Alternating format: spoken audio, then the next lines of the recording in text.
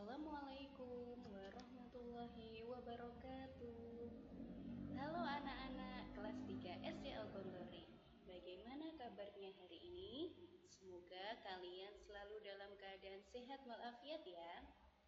Pada kesempatan kali ini, Ustazah akan menjelaskan tentang materi pendidikan lingkungan hidup bab air. Sebelum belajar, marilah terlebih dahulu kita berdoa ya. Berdoa dengan khusyuk. Berdoa dimulai. Berdoa selesai. Teman-teman, meskipun kalian saat ini masih belajar di rumah, tapi tetap harus menjaga kesehatan dan semangat ya. Apabila kalian harus keluar, jangan lupa tetap menerapkan protokol kesehatan dengan menerapkan 5M. Apa saja itu? 1. Memakai masker. 2. Menjaga jarak. 3. Mencuci tangan dengan sabun. 4. Menjauhi kerumunan. Dan yang kelima adalah membatasi mobilitas dan interaksi. Selanjutnya, ayo kita belajar bersama-sama bab air. Kali ini kita akan belajar tentang air. Teman-teman pasti sudah mengetahui kan macam-macam fungsi dari air. Contohnya seperti minum, mandi, mencuci, berwudu, kemudian juga dapat digunakan sebagai tempat tinggal, yaitu para hewan-hewan air seperti ikan. Sumber air kita dapat dari sumur, danau, mata air, sungai, laut, dan PDAM. Ciri-ciri air bersih. Air bersih itu memiliki ciri-ciri ya teman-teman.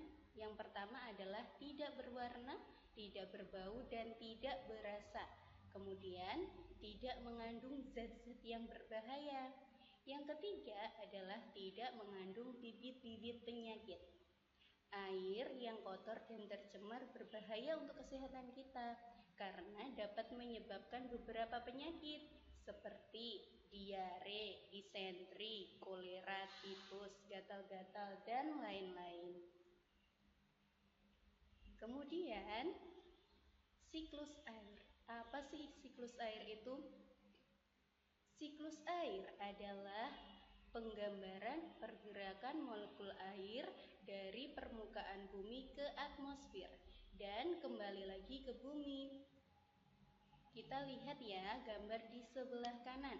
Nah, di sini ada gambar siklus air. Pertama, turunlah hujan. Kemudian air-air hujan tersebut jatuh ke bumi. Ada air hujan yang langsung terserap di tanah dan ada juga yang jatuh mengalir ke sungai. Aliran-aliran air hujan yang jatuh ke sungai kemudian akan berjalan menuju ke laut.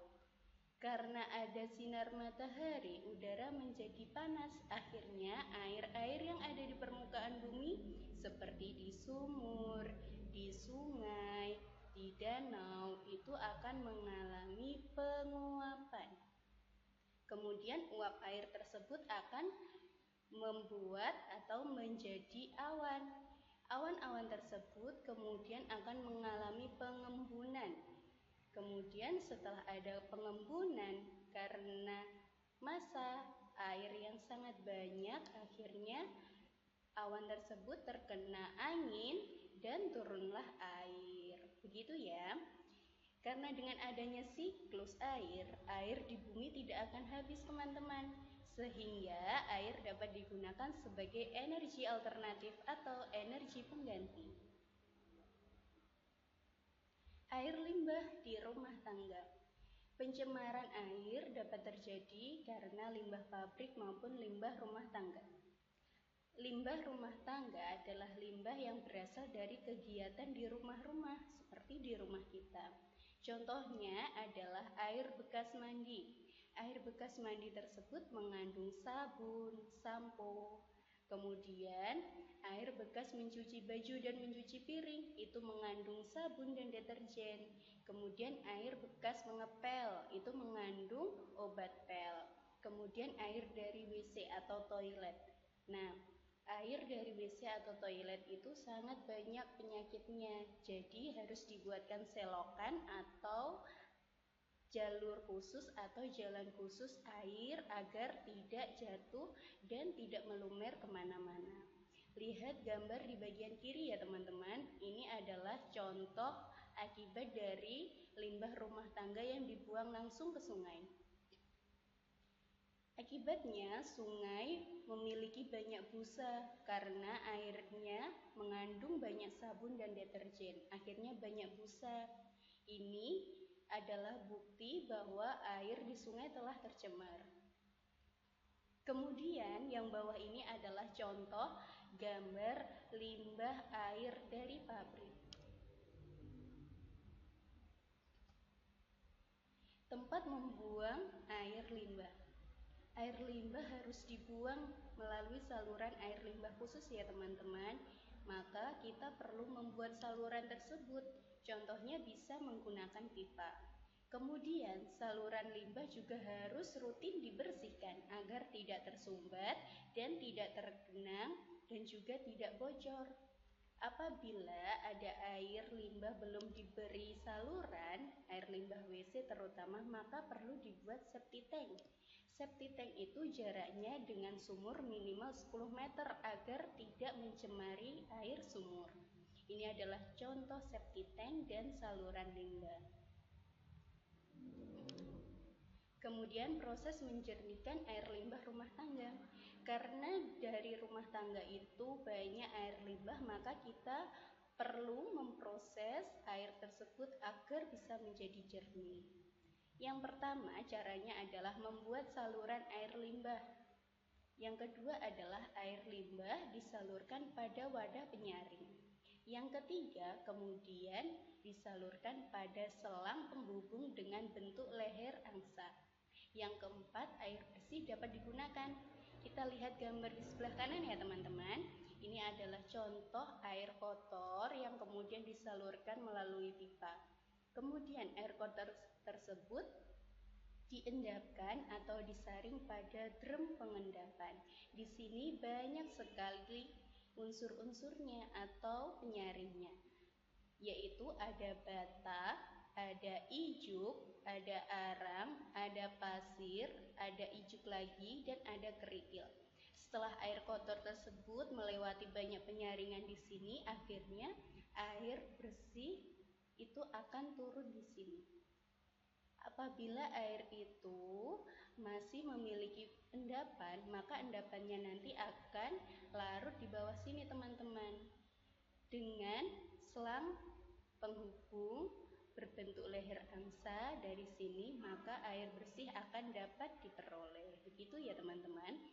Selain dari batu bata dan bahan-bahan alami di sini, kita juga dapat menggunakan bahan kimia untuk menjernihkan air, yaitu menggunakan tawas, kaporit, dan HCl. Kemudian cara menghindari pencemaran air. Kita wajib belajar cara menghindari pencemaran air teman-teman, agar pencemaran air tidak banyak dan tidak menimbulkan pencemaran yang berlebihan. Contohnya adalah tidak membuang sampah dan limbah ke selokan, sungai, atau laut. Kemudian tidak membuang bahan pencemar ke saluran air. Kemudian kita harus menanam pohon di sekitar rumah.